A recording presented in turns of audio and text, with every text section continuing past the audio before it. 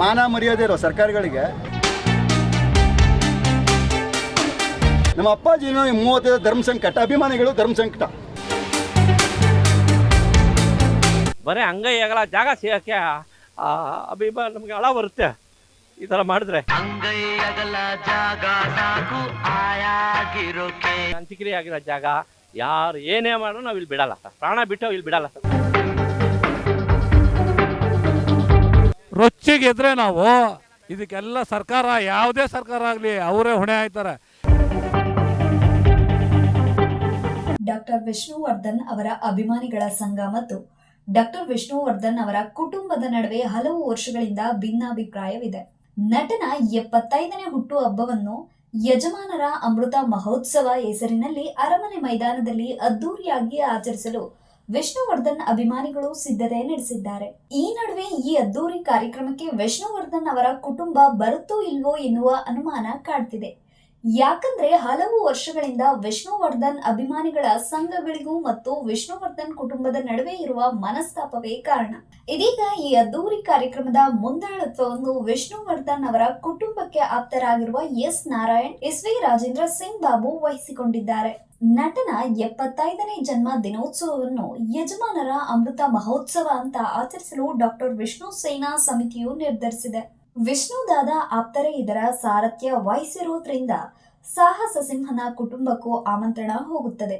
ಆದ್ರೆ ಹಲವು ವರ್ಷಗಳಿಂದ ವಿಷ್ಣುವರ್ಧನ್ ಕುಟುಂಬಕ್ಕೂ ಮತ್ತು ವಿರಕಪುತ್ರ ಶ್ರೀನಿವಾಸ್ ನೇತೃತ್ವದ ಸೇನಾ ಸಮಿತಿಗೂ ಉತ್ತಮ ಒಡನಾಟ ಇಲ್ಲ. ಹಾಗಾಗಿ ಡಾಕ್ಟರ್ ವಿಷ್ಣು ಕುಟುಂಬದವರು ಈ ಅದ್ದೂರಿ ಕಾರ್ಯಕ್ರಮಕ್ಕೆ ಬರ್ತಾರಾ ಅನ್ನೋದು ದೊಡ್ಡ ಪ್ರಶ್ನೆಯಾಗಿದೆ. ಯಜಮಾನರ ಅಮೃತ ಮಹೋತ್ಸವ ಹೆಸರಿನಲ್ಲಿ ಅರಮನೆ ಮೈದಾನದಲ್ಲಿ ಸೆಪ್ಟೆಂಬರ್ ತಿಂಗಳಲ್ಲಿ 2 ರಿಂದ 3 ದಿನಗಳ ಕಾಲ ಆಯೋಜಿಸಲಾಗುತ್ತಿದ್ದು 2 ಲಕ್ಷಕ್ಕೂ ಹೆಚ್ಚು ಜನ ಇಲ್ಲಿ ಸೇರುವ ನಿರೀಕ್ಷೆ ಇದೆ. ಕಿಚ್ಚ ಸುದೀಪ್ ಸೇರಿದಂತೆ ಕನ್ನಡದ ಹಲವು ಸ್ಟಾರ್ ನಟರು ಇದರಲ್ಲಿ ಭಾಗವಹಿಸಲಿದ್ದಾರೆ. ಅಷ್ಟೇ ಅಲ್ಲ, ದಕ್ಷಿಣ ಭಾರತದ ಸೂಪರ್ ಸ್ಟಾರ್ಗಳನ್ನು ಈ ಕಾರ್ಯಕ್ರಮಕ್ಕೆ ಕರೆತರುವ ಕೆಲಸವನ್ನು ಎಸ್ ವಿ ರಾಜೇಂದ್ರ ಸಿಂಗ್ ಬಾಬು ಮಾಡಲಿದ್ದಾರೆ. ಹಿಂದಿ, ತಮಿಳು, ಮಲಯಾಳಂ, ತೆಲುಗು ಚಿತ್ರರಂಗದ ಖ್ಯಾತ ನಟರನ್ನು ಹಾಜರಾಗುವಂತೆ ನೋಡಿಕೊಳ್ಳುತ್ತೇನೆ ಅಂತ ರಾಜೇಂದ್ರ ಸಿಂಗ್ ಬಾಬು ಅವರೇ ಹೇಳಿದ್ದಾರೆ. ಈ ನಡುವೆ ಡಾಕ್ಟರ್ ವಿಷ್ಣು ಅವರ ಕುಟುಂಬವು ಇದರಲ್ಲಿ ಭಾಗಿಯಾಗಿ ಹಲವು ವರ್ಷಗಳಿಂದ ಇರುವ ದಾದಾ ಅಭಿಮಾನಿಗಳು ಮತ್ತು ಕುಟುಂಬದ ನಡುವಿನ ಭಿನ್ನಾಭಿಪ್ರಾಯ ಅಂತ್ಯವಾಗಲಿ ಅನ್ನೋದೇ ಎಲ್ಲರ ಹಾರೈಕೆ. ಅಷ್ಟಕ್ಕೂ ಅಭಿಮಾನಿಗಳು ಮತ್ತು ಕುಟುಂಬದ ನಡುವೆ ಇರುವ ಮನಸ್ತಾಪಕ್ಕೆ ಯಾವುದೇ ವೈಯಕ್ತಿಕ ಕಾರಣಗಳಿಲ್ಲ. ಎಲ್ಲವೂ ವಿಷ್ಣುವರ್ಧನ್ ಅವರ ಮೇಲಿನ ಪ್ರೀತಿಯಿಂದ ಅಷ್ಟೇ. ವಿಷ್ಣುವರ್ಧನ್ ಅಂತ್ಯ ಸಂಸ್ಕಾರಗೊಂಡ ಸ್ಥಳದಲ್ಲಿಯೇ ಸ್ಮಾರಕ ಆಗಬೇಕು ಅಂತ ಅವರ ಲಕ್ಷಾಂತರ ಅಭಿಮಾನಿಗಳು ಪಟ್ಟು ಹಿಡಿದಿದ್ರು.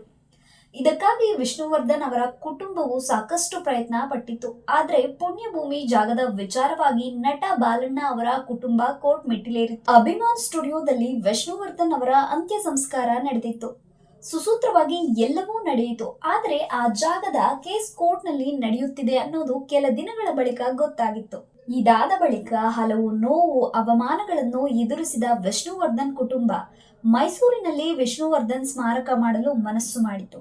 ಈ ಬಗ್ಗೆ ಮಾತನಾಡಿದ್ದ ಭಾರತಿ ವಿಷ್ಣುವರ್ಧನ್ ಅವರು, ಸ್ಮಾರಕದ ವಿಚಾರವಾಗಿ ನಾನು ಮತ್ತು ನನ್ನ ಕುಟುಂಬ ಬಹಳ ಪ್ರಯತ್ನ ಪಟ್ಟಿದ್ದೇವೆ. ಆದರೆ ಅದು ಮುಂದಕ್ಕೆ ಹೋಗುತ್ತಲೇ ಇಲ್ಲ. ಹಾಗಾಗಿ ನಾನು ಮೈಸೂರಿನತ್ತ ಹೋದೆ. ಮೈಸೂರು ವಿಷ್ಣು ಅವರಿಗೆ ಪ್ರಿಯವಾದ ಜಾಗ. ಅಲ್ಲಿ ಸ್ಮಾರಕವಾದರೆ ಅವರ ಆತ್ಮಕ್ಕೂ ಶಾಂತಿ ಸಿಗುತ್ತದೆ ಎಂಬುದು ನನ್ನ ಅಭಿಪ್ರಾಯವಾಗಿತ್ತು. ಈಗ ಇದ್ದಕ್ಕಿದ್ದಂತೆ ಸ್ಮಾರಕವನ್ನು ಕಂಠೀರವ ಸ್ಟುಡಿಯೋದಲ್ಲಿ ಮಾಡಿ ಎಂಬ ಮಾತುಗಳು ಆರಂಭವಾಗಿದೆ. ವಿಷ್ಣು ಅವರ ಸ್ಮಾರಕ ಆದ್ರೂ ಸಂತೋಷ, ಆಗದಿದ್ರೂ ಸಂತೋಷ. ಎಲ್ಲರ ಹೃದಯದಲ್ಲೂ ವಿಷ್ಣು ಸ್ಮಾರಕವಿದೆ. ಅವರಿಗೆ ನಿಜವಾದ ಅಭಿಮಾನಿಗಳ ಪ್ರೀತಿ ಅಷ್ಟೇ ಸಾಕು ಅಂತ ಹೇಳಿದ್ರು.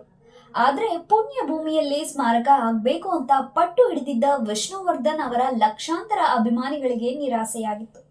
ಒಂದು ಅಭಿಮಾನಿಗಳ ವರ್ಗ ಮೈಸೂರಿನಲ್ಲಿ ಸ್ಮಾರಕವಾಗಿದ್ದನ್ನು ಕಂಡು ಖುಷಿ ಪಟ್ರೆ, ಇನ್ನೊಂದು ಅಭಿಮಾನಿಗಳ ವರ್ಗ ಅಭಿಮಾನ್ ಸ್ಟುಡಿಯೋದ ಸಮಾಧಿ ಜಾಗವನ್ನು ಉಳಿಸಿಕೊಳ್ಳಲು ಇಂದಿಗೂ ಕಸರತ್ ನಡೆಸ್ತಾನೆ ಇದೆ.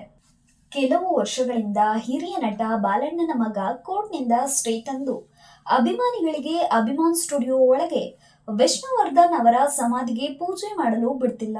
ಇದೇ ವಿಚಾರಕ್ಕೆ ನೊಂದಿರುವ ಅಭಿಮಾನಿಗಳು, ನಾವು ನಮ್ಮ ಪ್ರಾಣ ಬೇಕಾದ್ರೂ ಕೊಡುತ್ತೇವೆ, ಸಮಾಧಿ ಜಾಗ ಬಿಡಲ್ಲ, ಸಮಾಧಿ ಇರೋ 10 ಗುಂಟೆ ಜಾಗ ಕೊಡ್ಲಿ, ಅವರು ಕೇಳಿದಷ್ಟು ಹಣ ಅಭಿಮಾನಿಗಳು ಕೊಡುತ್ತೇವೆ ಅಂತ ಬೇಡಿಕೆ ಇಡ್ತಿದ್ದಾರೆ. ಈಗ ಜಾಗ ಕೊಡಲ್ಲ ಅಂತಾರೆ, ಮಣ್ ಮಾಡೋ ದಿನ ಎಲ್ಲೋಗಿದ್ರೆ ಅಂತ ಫ್ಯಾನ್ಸ್ ಪ್ರಶ್ನಿಸ್ತಿದ್ದಾರೆ. ಅಭಿಮಾನ್ ಸ್ಟುಡಿಯೋದಲ್ಲಿ ವಿಷ್ಣುವರ್ಧನ್ ಅವರ ಪುಣ್ಯ ಭೂಮಿ ಇದೆ. ಸ್ಟುಡಿಯೋ ಮಾಲೀಕರು ಅಭಿಮಾನಿಗಳಿಗೆ ಒಳ ಪ್ರವೇಶಿಸಲು ನಿರ್ಬಂಧ ಹಾಕ್ತಿದ್ದಾರೆ. ಅಭಿಮಾನಿಗಳು ಎಲ್ಲಿಗೆ ಹೋಗ್ಬೇಕು ಅಂತ ವಿಷ್ಣುವರ್ಧನ್ ಫ್ಯಾನ್ಸ್ ನೋವು ಹೊರಹಾಕ್ತಿದ್ದಾರೆ.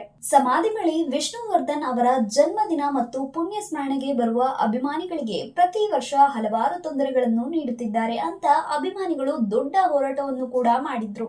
ನಟನಿಗೆ 2 ಕಡೆ ಸ್ಮಾರಕ ಪುಣ್ಯಭೂಮಿ ಮಾಡುವುದು ಸರ್ಕಾರಕ್ಕೆ ಕಷ್ಟವಾದ್ರೆ ಆ ಜಮೀನಿಗೆ ತಗುಲುವ ವೆಚ್ಚ ಮತ್ತು ಪುಣ್ಯಭೂಮಿ ಅಭಿವೃದ್ಧಿಗೆ ಬೇಕಾಗುವ ಹಣವನ್ನು ಅಭಿಮಾನಿಗಳೇ ನೀಡುವುದಾಗಿ ಒಕ್ಕೂಟದ ಮುಖಂಡ ವೀರಕಪುತ್ರ ಶ್ರೀನಿವಾಸ್ ಸರ್ಕಾರದ ಬಳಿ ಮನವಿ ಮಾಡಿರುವುದಾಗಿ ಹೇಳಿದ್ರು.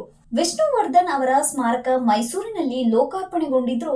ನಾಡಿನ ಪ್ರತಿ ಅಭಿಮಾನಿಯು ಅಭಿಮಾನ್ ಸ್ಟುಡಿಯೋದಲ್ಲಿಯೇ ವಿಷ್ಣುವರ್ಧನ್ ಇರುವಿಕೆಯನ್ನು ನಂಬಿದ್ದಾರೆ. ಅವರ ಪ್ರತಿ ಹುಟ್ಟುಹಬ್ಬ ಮತ್ತು ಪುಣ್ಯ ಸ್ಮರಣೆಯ ದಿನಗಳಂದು ಲಕ್ಷಾಂತರ ಜನ ಪುಣ್ಯಭೂಮಿಗೆ ಬಂದು ದರ್ಶನ ಮಾಡಿ ಹೋಗುತ್ತಿದ್ದಾರೆ. ಸ್ಮಾರಕ ಎಲ್ಲೇ ಇರಲಿ, ಪುಣ್ಯಭೂಮಿ ಮಾತ್ರ ಅಂತ್ಯ ಸಂಸ್ಕಾರಗೊಂಡ ಜಾಗದಲ್ಲಿಯೇ ಇರಲಿ ಎಂಬ ಮನೋಭಾವ ಅಭಿಮಾನಿಗಳದ್ದು. ಈ ಹೋರಾಟ ಅದೆಲ್ಲಿಗೆ ಬಂದು ಮುಟ್ಟುತ್ತೋ ಕಾದು ನೋಡಬೇಕಾಗಿದೆ. ಒಟ್ಟಾರೆ ಸಾಹಸ ಸಿಂಹ ಡಾಕ್ಟರ್ ವಿಷ್ಣುವರ್ಧನ್ ಅವರ 75ನೇ ಜನ್ಮ ದಿನೋತ್ಸವವನ್ನು ಯಜಮಾನರ ಅಮೃತ ಮಹೋತ್ಸವವೆಂದು ಘೋಷಿಸಿ ಅದ್ದೂರಿಯಾಗಿ ಆಚರಿಸಲು ಡಾಕ್ಟರ್ ವಿಷ್ಣು ಸೇನಾ ಸಮಿತಿಯು ಮುಂದಾಗಿದೆ. ಖ್ಯಾತ ನಿರ್ದೇಶಕ ಎಸ್ ನಾರಾಯಣ್ ಅವರು ಕಾರ್ಯಕ್ರಮದ ನೇತೃತ್ವ ವಹಿಸಿದ್ದು, ಹಿರಿಯ ನಿರ್ದೇಶಕ ಎಸ್.ವಿ. ರಾಜೇಂದ್ರ ಸಿಂಗ್ ಬಾಬು ಮಾರ್ಗದರ್ಶಕರಾಗಿ ಜೊತೆಯಾಗಿದ್ದಾರೆ. ಕಾರ್ಯಕ್ರಮಕ್ಕೆ ಚಿತ್ರರಂಗದ ಹಲವು ಹಿರಿಯರು, ಸಂಘಟನೆಗಳ ಪ್ರತಿನಿಧಿಗಳು ತಮ್ಮ ಬೆಂಬಲ ಘೋಷಿಸಿದ್ದಾರೆ. ಅರಮನೆ ಮೈದಾನದಲ್ಲಿ 2 ರಿಂದ 3 ದಿನಗಳ ಕಾಲ ನಡೆಯಲಿರುವ ಈ ಉತ್ಸವದಲ್ಲಿ ಲಕ್ಷಾಂತರ ಅಭಿಮಾನಿಗಳು ಭಾಗವಹಿಸಲಿದ್ದಾರೆ. ಕನ್ನಡ ಚಿತ್ರರಂಗದ ಮಟ್ಟಿಗೆ ಇದು ಬೂಸ್ಟರ್ ಡೋಸ್ ಕಾರ್ಯಕ್ರಮ ಆಗಲಿದೆ ಅಂತಾನೆ ಹೇಳಬಹುದು. ವಿಷ್ಣುವರ್ಧನ್ ಅವರಿಗೆ ಆದ ಅನೇಕ ನೋವುಗಳಿಗೆ ಉತ್ತರವಾಗಿ ಈ ಕಾರ್ಯಕ್ರಮ ಆಯೋಜನೆಗೊಳ್ಳಲಿದೆ. ಇಡೀ ರಾಜ್ಯಾದ್ಯಂತ ದಸರಾ ರೀತಿಯಲ್ಲಿ ಈ ಉತ್ಸವವನ್ನು ಆಯೋಜನೆ ಮಾಡಲಾಗುವುದು ಅಂತ ಡಾಕ್ಟರ್ ವಿಷ್ಣು ಸೇನಾ ಸಮಿತಿಯ ರಾಜ್ಯಾಧ್ಯಕ್ಷ ವೀರಕಪುತ್ರ ಶ್ರೀನಿವಾಸ್ ಹೇಳಿದ್ದಾರೆ. ಇದೇ ವೇಳೆ ವಿಷ್ಣುವರ್ಧನ್ ಅವರಿಗೆ ಕರ್ನಾಟಕ ರತ್ನ ಮತ್ತು ಪದ್ಮಭೂಷಣ ಪ್ರಶಸ್ತಿ ನೀಡುವಂತೆ ಒತ್ತಾಯಿಸಲು ನಿರ್ಧರಿಸಲಾಗಿದೆ. ವಾಣಿಜ್ಯ ಮಂಡಳಿ, ನಿರ್ಮಾಪಕರ ಸಂಘ, ನಿರ್ದೇಶಕರ ಸಂಘ, ಕಲಾವಿದರ ಸಂಘ ಸೇರಿದಂತೆ ಚಿತ್ರರಂಗದ ಎಲ್ಲ ಅಂಗ ಸಂಸ್ಥೆಗಳು, ವಿಷ್ಣುವರ್ಧನ್ ಕುಟುಂಬ, ಅಭಿಮಾನಿಗಳು ಹೀಗೆ ಎಲ್ಲರೂ ಸೇರಿ ಜನ್ಮದಿನವನ್ನು ಸಂಭ್ರಮಿಸಲಿದ್ದಾರೆ ಎನ್ನಲಾಗಿದೆ. ಕಿಚ್ಚ ಸುದೀಪ್ ಬಳಿ ಮಾತನಾಡಿದ್ದೇವೆ. ಮುಂದಿನ 3 ತಿಂಗಳಲ್ಲಿ ಯಜಮಾನರ ಪುಣ್ಯಭೂಮಿಗೆ ತಾರ್ಕಿಕ ಅಂತ್ಯ ಕಾಣಿಸಬೇಕು ಎಂದು ನಿರ್ಧರಿಸಿದ್ದೇವೆ ಅಂತ ಅಭಿಮಾನಿ ಸಂಘಗಳು ಹೇಳಿವೆ.